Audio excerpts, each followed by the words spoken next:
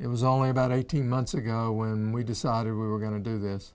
I don't think anybody in the country has been able to go from a concept to what we call heads on beds and students in learning environments in such a short amount of time. From my colleagues in administration to the faculty and deans that we consulted with in developing this space, to the designers, the architects, the bricklayers, the plumbers, the carpenters.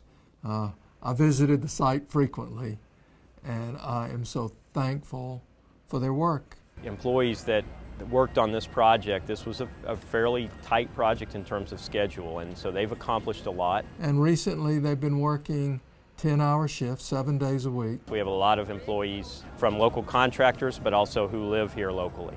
It brings a sense of ownership in terms of being connected to the university. It's something that, that they can look back and tell their kids, say, look here, I helped build that. They're putting their hearts and souls into this. I think they'll really like it. I think it's something that all the students that live there will really enjoy. In this space, for our honor students, their faculty and staff that support them are going to be in the same building. We designed these facilities with living learning programs in mind.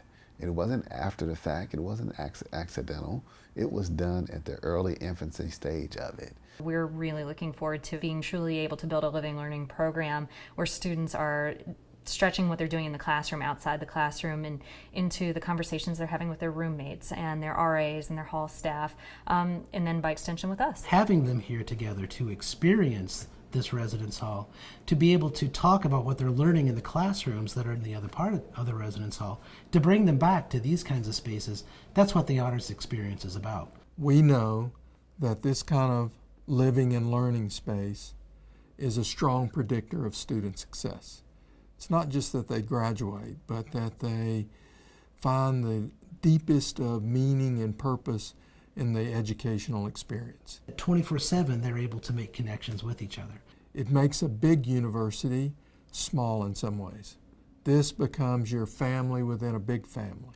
It's going to have all the technology infused into rooms and learning rooms throughout the buildings to support this collaborative learning. This first residence hall has 600 beds in it.